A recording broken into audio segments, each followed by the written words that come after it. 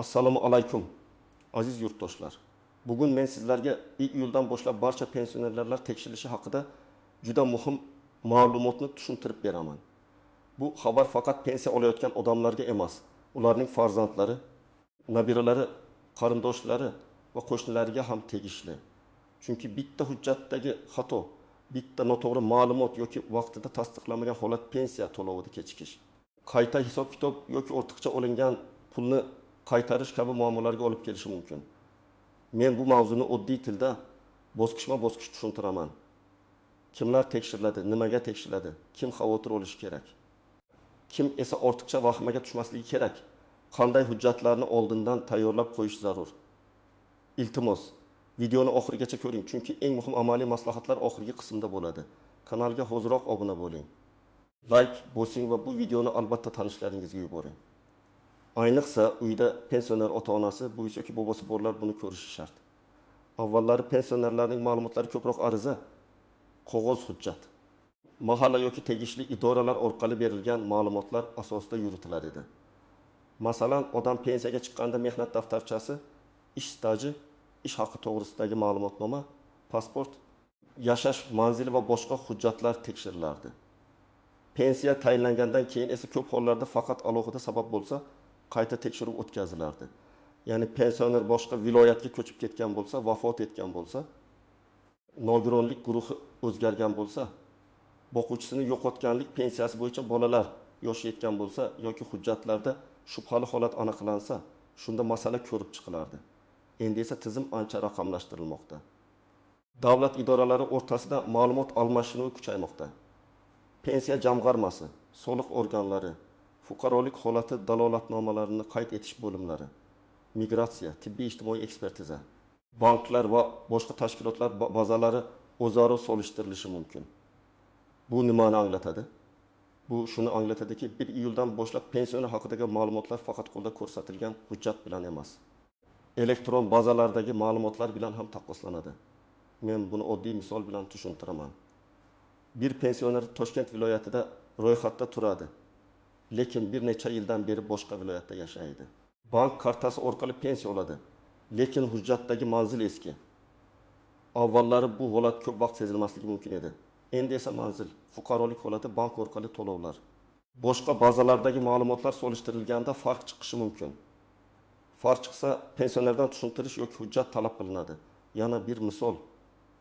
Bir kishi nogironlik pensiyasi oladi. Nogironlik muddati vaqtincha belgilangan bo'lsa, masalan, 1 yil yoki 2 yilga berilgan bo'lsa, muddat tugaganidan keyin qayta tibbiy ko'rikdan o'tish kerak.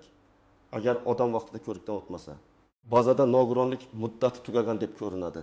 Bunday holatda pensiya to'lovi to'xtatilishi yoki qayta ko'rib chiqilishi mumkin. Shuning uchun men doim aytaman, pensionerning hujjati borligi yetarli emas. Hujjatdagi ma'lumot bugungi bazalarda ham to'g'ri va yangilangan bo'lishi kerak. Endi kimlar bu tekshiruvdan ko'proq xavotir olish kerakligini batafsil aytaman. Birinchi navbatda hujjatlarda farq bo'lgan pensionerlar e'tiborli bo'lishi kerak. Masalan, pasport yoki ID kartada yangilangan, lekin pensiya bo'limidagi ma'lumot eski qolgan bo'lishi mumkin. Ism, familiyada bitta harf farqi bo'lsa ham, ayrim tizimlarda bu muammo tug'diradi. Masalan, pasportda To'xtasinova deb yozilgan, eski hujjatda To'xtasinova deb kiritilgan. Odamga bu arzimas narsa bo'lib ko'rinadi. Lekin elektron tekshiruvda 2 xil yozuv 2 xil shaxs sifatida ko'rinishi mumkin. Ikkinchi toifa chet elga uzoq muddatga ketgan yoki doimiy yashash joyini o'zgartirgan pensionerlar. Agar pensioner bir necha oy yoki bir necha yil chet davlatda bo'lib, pensiyasi O'zbekistonda kartaga tushayotgan bo'lsa, bunday holatlar alohida tekshirilishi mumkin. Men bu yerda hammani qo'rqitmoqchi emasman. Chet elga chiqishning o'zi pensiyadan mahrum qiladi degani emas. Lekin ayrim turdagi pensiyalar, ayrim ijtimoiy to'lovlar va ayrim tasdiqlash tartiblari bo'yicha yashash joyi, tiriklik holati yoki shaxsiy ma'lumotlar tasdiqlanishi talab qilinishi mumkin. Shuning uchun chetda yurgan pensionerning farzandlari kartaga pul tushyapti, demak hammasi joyida deb beparvo bo'lmasligi kerak.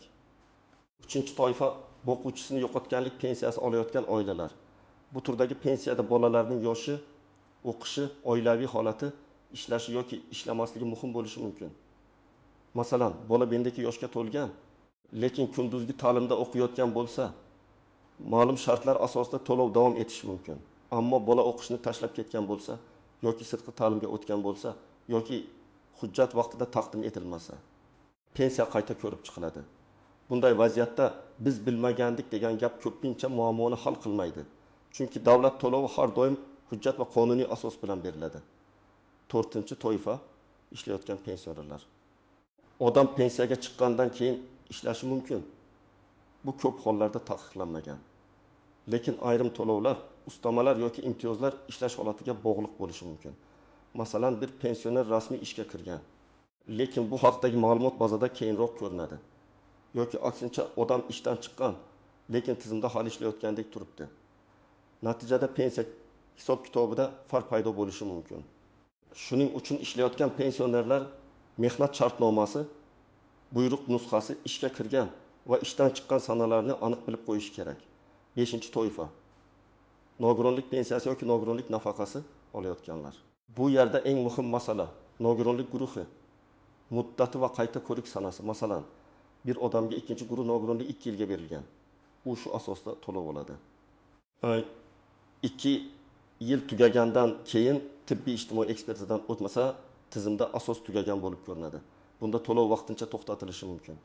Keyin odam hujjatlarini yig'adi, qayta ko'rikdan o'tadi, qaror chiqadi. Lekin shu oradagi kechikish oila byudjetiga og'ir ta'sir qiladi. Shuning uchun muddat tugashini kutib o'tirmang, oldindan harakat qiling.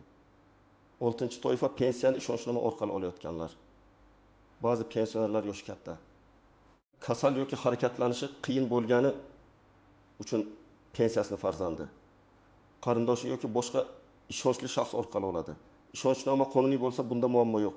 Lekin ishonchnomaning muddati tugagan bo'lsa, pensioner vafot etgan bo'lsa, lekin karta yoki ishonchnoma orqali pul yechilayotgan bo'lsa, bu juda jiddiy holat. Men buni alohida ta'kidlayman. Pensioner vafot etganidan keyin pensiya pulni olish mumkin emas. Bunday pul keyinchalik ortiqcha to'lov deb topilib qaytarilishi talab qilinadi. Ayrim holatlarda huquqiy javobgarlik masalasi ham ko'tarilishi mumkin. Endi kimlar ortiqcha xavotir olmasligi kerak?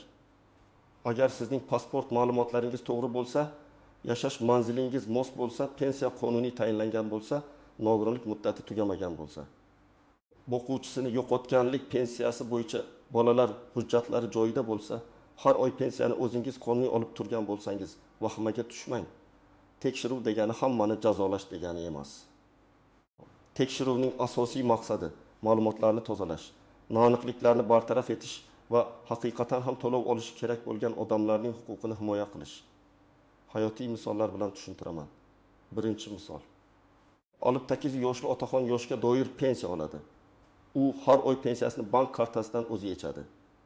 Pasporti yangi ID kartaga almashtirilgan, lekin pensiya bo'limiga bu haqda xabar bermagan. Tekshiruvda eski pasport seriyasi bilan yangi ID ma'lumotlari moslashtiriladi. Agar tizim avtomatik bog'lasa, muammo bo'lmaydi. Agar farq chiqsa, otaxondan yangi ID karta nusxasi yoki shaxsini tasdiqlash so'ralishi mumkin. Bu yerda qo'rqadigan narsa yo'q, faqat hujjat ko'rsatish kerak. Ikkinchi misol. 75 yoshli onaxon qishloqda yashaydi. Pensiyasini qizi bank kartadan yechib olib keladi. Onaxon tirik rozi, lekin ishonchnoma muddati 2 oy oldin tugagan. Agar tekshiruvda pulni boshqa shaxs olayotgani va ishonchnoma muddati tugagani aniqlansa, bank operatsiyasi yoki pensiya olish tartibida savol tug'iladi. Buni oldini olish uchun ishonchnomani yangilash yoki pensiyani onaxonning o'zi olishi uchun qulay tartibni rasmiylashtirish kerak. Uchinchi misol. Bir talaba otasidan o'quvchisini yo'qotganlik pensiyasi oladi. U 15 yoshdan oshgan. Universitetda kunduzgi bo'limda o'qiydi. Lekin o'qish joyidan ma'lumotnomani vaqtida topshirmagan. Natijada tizimda yoshi yetgan, asos tasdiqlanmagan degan holat paydo bo'ladi. Bunday vaziyatda to'lov to'xtab qolishi mumkin. Talaba keyin ma'lumotnoma olib kelsa, masala qayta ko'riladi. Lekin bu vaqt ichida oilaga moddiy qiyinchilik tug'iladi. 4-misol. Nogironlik pensiyasi oluvchi fuqaro qayta ko'rik sanasini unutgan. U oldin ham berishgan. Yana davom etaveradi deb o'ylagan. Ammo tizimda muddat tugagan. To'lov to'xtagandan keyin yugur boshlanadi. Poliklinika, tibbiy hujjatlar, ekspertiza, qaror, agar u 1 oy oldin tayyorgarlik ko'rganda. Bu muammo ancha yengil hal bo'lardi. Endi istisnolar, tuzoqlar va ko'pchilik e'tibor bermaydigan nozik jihatlarga o'tamiz. Birinchi nozik masala tekshiruv. So'zni noto'g'ri tushunmaslik kerak. Bu har bir pensionerning uyiga tekshiruvchi keladi degani emas. Ko'p holatda tekshiruv elektron bazalar orqali bo'ladi. Ya'ni tizim ma'lumotlarini solishtiradi. Shaxs tirikmi, pasporti haqiqiymi, manzili qayerda, nogironlik muddati bormi, bank to'lovi kim tomonidan olinmoqda? Bir odamga ikki joydan bir xil to'lov ketmayaptimi?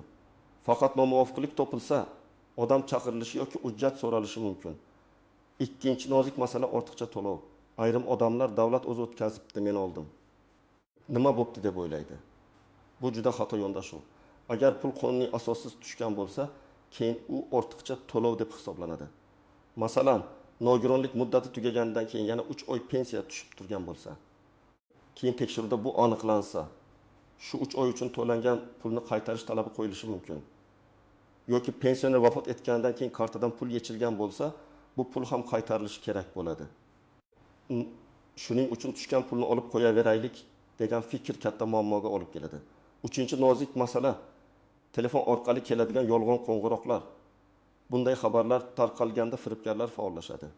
Ular pensionerlar tekshirilyapti. Kartangiz blok bo'lmasligi uchun kodni ayting.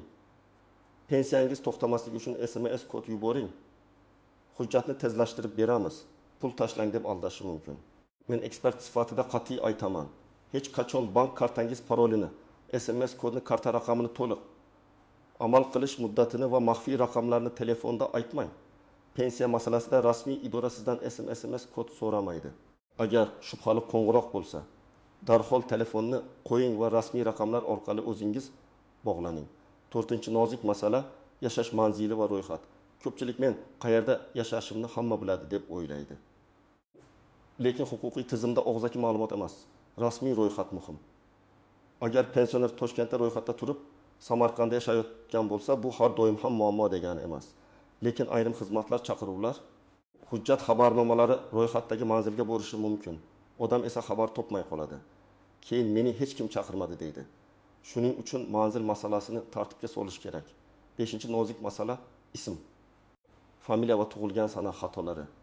Eski hujjatlarda, ayniqsa Sovet davridagi mehnat daftarshalari, arxiv ma'lumotnomalari, nikoh yoki tug'ilganlik guvohnomalarida harflar boshqacha yozilgan bo'lishi mumkin. Masalan, Karimov Abdulla bir joyda Abdulloh, boshqa joyda Abdulla deb yozilgan. Tug'ilgan sana bir hujjatda 5 mart, boshqasida 6 mart bo'lishi ham uchraydi. Elektron tizim bunday farqlarni ko'taravermaydi. Agar sizda shunday farq bo'lsa, oldindan tegishli idoraga murojaat qilib, hujjatlarni moslashtirish yoki izoh beruvchi ma'lumotnoma olish zarur. 6-nozik masala qarindoshlar orasidagi mas'uliyat. Ba'zan pensionerning o'zi hujjat ishlarini tushunmaydi. Telefondan foydalana olmaydi. Bank kartasini ham farzandiga berib qo'ygan bo'ladi. Bunday holatda farzandlar bu otamning yoki onamning ishi deb chetda turmasligi kerak. Ayniqsa yosh katta odamlar uchun hujjatdagi kichik muammo ham katta stress bo'ladi. Farzand sifatida siz kamida pasport muddati, bank kartasi, ishonchnoma, nogironlik hujjati, pensiya turi va manzil ma'lumotlarini bir marta tekshirib chiqishingiz kerak. 7-nozik masala pensiya miqdori o'zgarishi. Tekshiruvdan keyin ayrim pensiyalarning pensiyasi kamayishi yoki ko'payishi ham mumkin. Masalan, ilgari hisobga olinmagan ish staji topilsa, arxivdan qo'shimcha ma'lumot chiqsa, pensiya qayta hisoblanishi mumkin. Aksincha, noto'g'ri kiritilgan staj yoki noto'g'ri qo'llangan ustama aniqlansa, miqdor qayta ko'rib chiqiladi. Shuning uchun tekshiruvni faqat salbiy narsa deb qabul qilmaslik kerak. To'g'ri hujjat bilan o'z haqqingizni ham talab qilishingiz mumkin. Endi eng muhim qismga keldik. Nima qilish kerak? Men sizga aniq qadamlarni aytaman. Birinchi qadam, pensionerning asosiy hujjatlarini bir joyga yig'ing. Pasport yoki ID karta, pensiya guvohnomasi yoki pensiya tayinlanganini tasdiqlovchi hujjat, bank kartasi ma'lumotlari, mehnat daftarchasi nusxasi. Nogironlik bo'lsa, tibbiy ijtimoiy ekspertiza xulosasi, o'quvchisini yo'qotganlik pensiyasi bo'lsa, tug'ilganlik guvohnomalari va o'qish joyidan ma'lumotnomalar tayyor turishi kerak. Ikkinchi qadam, shaxsiy ma'lumotlarni solishtiring. Pasportdagi ism, familiya, tug'ilgan sana, JSSHIR, yashash manzili va boshqa hujjatlardagi ma'lumotlar bir xilmi tekshiring. Agar bitta harf farqi bo'lsa ham, uni e'tiborsiz qoldirmang. Shu ham muammo bo'ladimi demang. elektron tizim uchun bitta harfnoma bo'lishi mumkin. Ayniqsa arxiv hujjatlarda, mehnat daftarchasida va eski guvohnomalarda farq bo'lsa, oldindan maslahat oling. 3-qadam, pensiya jamg'armasining tuman yoki shahar bo'limiga murojaat qiling. Agar sizda shubha bo'lsa, mening pensiya hujjatlarimda hamma ma'lumot to'g'rimi, tekshiruvda muammo chiqmaydimi deb so'rang. Murojaat qilganda pasport yoki ID kartani olib boring. Agar pensionerning o'zi bora olmasa, qonuniy vakil yoki ishonchnoma asosida yaqinlari murojaat qilishi mumkin. Lekin har bir holatda vakillik hujjati to'g'ri rasmiylashtirilgan bo'lishi kerak. 4-qadam, nogironlik muddati va qayta ko'rik sanasini tekshiring. Agar hujjatda muddat ko'rsatilgan bo'lsa, kalendarga belgilab qo'ying. Muddat tugashidan kamida bir oy oldin poliklinika yoki tegishli tibbiy muassasaga murojaat qilishni boshlang. Kerakli tahlillar, shifokor xulosalari, kasallik tarixi va boshqa hujjatlarni yig'ish vaqt oladi. Oxirgi kunga qoldirilsa, to'lovda uzilish bo'lishi mumkin. 5-qadam, boquvchisini yo'qotganlik pensiyasi oladigan oilalar o'qish ma'lumotnomasini vaqtida topshirsin. Agar farzand 12 yoshdan oshgan bo'lsa va kunduzgi bo'limda o'qiyotgan bo'lsa, har o'quv yilida o'qish joyidan rasmiy ma'lumotnoma kerak bo'lishi mumkin. Ma'lumotnomada talabaning FI, ish, tug'ilgan sanasi, ta'lim shakli, kursi va o'qish muddati aniq yozilgan bo'lsin. Talaba degan umumiy gap yetarli bo'lmasligi mumkin. Ta'lim shakli juda muhim. 6-qadam, bank kartasini tartibga keltiring. Pensiya tushadigan karta faol, muddati tugamagan karta kimning qo'lida? SMS xabarnoma qaysi telefonga ulangan? Bularni tekshiring. Agar pensionerning telefoni yo'q bo'lsa va karta farzand telefoniga ulangan bo'lsa, bu holatni ham ehtiyotkorlik bilan yuriting. Pul yechilganda pensionerning roziligi bo'lishi kerak. Eng muhimi, karta ma'lumotlarini begonalarga bermang. 7-qadam, ishonchnomani tekshiring. Agar pensiyani boshqa odam olayotgan bo'lsa, ishonchnoma muddati tugamaganmi? Unda aynan pensiya olish vakolati yozilganmi? Notarial tartibda rasmiylashtirilganmi? Bularni ko'ring. Ishonchnoma muddati tugasa, uni yangilash kerak. Pensioner kasal bo'lsa yoki notariusga bora olmasa, notariusning uyga chaqirish imkoniyatlari haqida so'rab ko'rish mumkin. Bu qo'shimcha xarajat bo'lishi mumkin, lekin keyingi katta muammoning oldini oladi. 8-qadam, vafot holatini yashirmang. Bu og'ir mavzu, lekin aytishim shart. Agar pensioner vafot etsa, uning kartasiga pensiya tushyaptimi yo'qmi? Bundan qat'iy nazar tegishli tartibda xabar berish kerak. Vafotdan keyin tushgan pulni ishlatish mumkin emas. Keyin bu pulni qaytarish talab qilinadi va qarindoshlar o'rtasida ham kelishmovchilik chiqadi. Halol va qonuniy yo'l eng xavfsiz yo'l. 9-qadam, barcha murojaatlarni yozma yoki rasmiy shaklda qiling. Agar siz pensiya bo'limiga borsangiz, faqat og'zaki gap bilan cheklanib qolmang. Kerak bo'lsa ariza yozing, qabul qilingan sanani bilib oling. Hujjat topshirgan bo'lsangiz, nusxasini saqlang. Agar onlayn murojaat qilsangiz, murojaat raqamini yozib oling. Keyin muammo chiqsa, men topshirgan edim degan gapni isbotlash uchun qo'lingizda dalil bo'ladi. 10-qadam, katta yoshli qarindoshlaringizga bu ma'lumotni tushuntiring. Faqat videoni yuborish bilan cheklanmang. Ularga qo'ng'iroq qiling. Pasportingiz yangimi? Nogironlik hujjatingiz muddati tugamaganmi? Pensiya kartangiz faolmi? Sizga biror joydan qo'ng'iroq qilib kod so'rashmadimi? deb so'rang. Oddiy savollar katta muammoning oldini oladi. Men yana bir muhim narsani aytaman. Agar sizga pensiya to'xtatilgani, kamaygani yoki ortiqcha to'lov chiqqani haqida xabar berilsa, darhol vahimaga tushmang. Avvalo sababini yozma ravishda aniqlang. Qaysi davr uchun, qaysi asos bilan, qaysi hujjat yetishmayapti, bularni so'rang. Agar xatolik bo'lsa, uni tuzatish mumkin. Agar hujjat yetishmasa, topshirish mumkin. Agar siz qarorga rozi bo'lmasangiz, belgilangan tartibda yuqori tashkilotga yoki sudga murojaat qilish huquqingiz bor. Lekin vaqtni o'tkazib yubormang, chunki ayrim shikoyat va qayta ko'rib chiqish muddatlari bo'lishi mumkin. Azizlar, iyuldan boshlanadigan tekshiruvdan asosiy maqsad hammani qo'rqitish emas, pensiya tizimidagi ma'lumotlarni aniqlashtirishdir. Lekin hujjatlarda xato bor, nogironlik muddati tugayotgan. Boquvchisini yo'qotganlik pensiyasi bo'yicha ma'lumotnoma topshirmagan, ishonchnoma orqali pul olayotgan yoki chet elda uzoq yurgan pensionerlar albatta e'tiborli bo'lishi kerak.